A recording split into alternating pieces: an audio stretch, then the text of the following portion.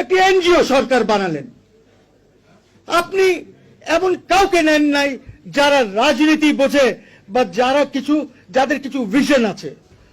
কিসের এনজিও সরকার আপনাকে কে বলেছিল বানাতে? অনেক রাজনীতিবিদ আছে, আপনি ওদেরকে নিয়ে বানাতে পারতেন। আপনি পার্টিস থেকে কথা বলতে পারতেন যে বিএনপি তুমি দুইজন দাও, নুরুল হক নূর তুমি দুইজন দাও, অমুক তুমি দুইজন দাও। আপনি একটা এনজিও সরকার চিটাগং ডিভিশনের সরকার বানায় বসলেন। What nonsense is this? এইভাবে কি দেশ চলে? দেশ তো এইভাবে চলবে না। আপনাকে দেশ চালাতে হলে আপনাকে বুঝে শুনে চালাতে হবে। কেয়ারটেকার ইন্টারিম কোনো কিছু সংবিধানেই নাই। আপনি আকাশ থেকে এনে আজকে কালকে একটা রেফারেন্স পাঠিয়ে বলে দেবেন যত পুরুষ আছে এদেরকে সব নারী গণ্য করতে হবে, আর অ্যাপিলেট ডিভিশন বলে দিল এরা সব নারী হয়ে যাবে। 2 লাইনের একটা রেফারেন্সের উত্তর আপনি দিয়ে দিলেন যে হ্যাঁ এটা হবে। মানে একটা তামাশা চলছে দেশে। সরকার তারা শপথ নিয়েছে এই সংবিধানের উপরে। আপনি একটু দেখেন, ইভেন্টসগুলি দেখেন। 5 তারিখ 6 তারিখে আপনি ডিসলভ করে দিলেন পার্লামেন্ট, আর্টিকেল 72 সম্ভবত। কিভাবে ডিসলভ করলেন? ওইটার প্রভাইসোতে লেখা আছে যে প্রাইম মিনিস্টার বললে তারপরে ডিসলভ হবে। প্রেসিডেন্ট কিভাবে ডিসলভ করলো? একটু ওয়েট করলে হতো। 7-8 তারিখে যখন এই সরকার ক্ষমতা নিত তখন চিফ অ্যাডভাইজার একটি প্রতিবেদন পাঠাতেন ডিসলভ করার জন্য।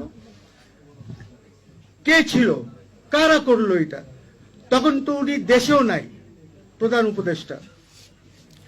7 তারিখে আপনি শপথ নেবেন, অ্যানাউন্স করলেন 7টার সময় শপথ নেবেন। কারোর মাথায় আসলো যে কিভাবে শপথ নেব? একটা রেফারেন্স দেই। 106 রেফারেন্স দিলেন, রেফারেন্স পাঠালেন। কাকে পাঠালেন রেফারেন্স? ওই যে অ্যাপিলেট ডিভিশনের সুপ্রিম কোর্ট অফ আওয়ামী লীগের যে 7 জন জজ ছিল ওদের কাছে রেফারেন্স পাঠালেন। সুপ্রিম কোর্ট অফ বাংলাদেশকে পাঠান নাই রেফারেন্স। ওরা 2 লাইন লেখা দিল যে হ্যাঁ ইন্টারিম গভর্নমেন্ট করা যাবে। কোথায় পেল তারা? ইন্টারিম গভর্নমেন্ট করা যাবে। কেয়ারটেকার ইন্টারিম কোনো কিছু সংবিধানেই নাই। আপনি আকাশ থেকে এনে আজকে কালকে একটা রেফারেন্স পাঠিয়ে বলে দেবেন যত পুরুষ আছে এদেরকে সব নারী গণ্য করতে হবে, আর অ্যাপিলেট ডিভিশন বলে দিল এরা সব নারী হয়ে যাবে। তারা বলেন আপনারা তো এই কি জিনিস হচ্ছে? এবং 106-এও আপনি সেখানে বসে এটা করতে পারেন না। আপনাকে শুনতে হবে কিছু লয়ার্সদেরকে, আপনাকে শুনানি করতে হবে। এইটা সুপ্রিম কোর্ট ডিসাইড করবে যে কাকে শুনবেন, সবাইকে না। বিকজ একটা মতামত নিয়ে আপনাকে রেফারেন্সের উত্তরটা দিতে হবে। 2 লাইনের একটা রেফারেন্সের উত্তর আপনি দিয়ে দিলেন যে হ্যাঁ এটা হবে। মানে একটা তামাশা চলছে দেশে। আপনি একটি সরকার বানালেন, একটি এনজিও সরকার বানালেন। আপনি এমন কাউকে নেন নাই যারা রাজনীতি বোঝে বা যাদের কিছু ভিশন আছে। কিসের এনজিও সরকার আপনাকে কে বলেছিল বানাতে? অনেক রাজনীতিবিদ আছে, আপনি ওদেরকে নিয়ে বানাতে পারতেন।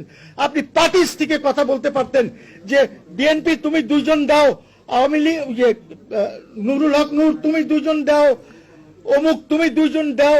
আপনি একটা এনজিও সরকার চিটাগং ডিভিশনের সরকার বানায় বসলেন। What nonsense is this? এইভাবে কি দেশ চলে? দেশ তো এইভাবে চলবে না। আপনাকে দেশ চালাতে হলে আপনাকে বুঝে শুনে চালাতে হবে। আপনি 7 তারিখে ওট দিলেন।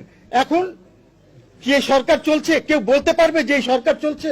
ওদের মাথায় কি আছে? আপনি 6টা কমিশন করেছেন। 1 তারিখ থেকে কমিশন হবে, 1 তারিখ থেকে। কেন এত সময় লাগবে? কেন? কমিশন তো 2 দিনের মধ্যেও বসতে পারে।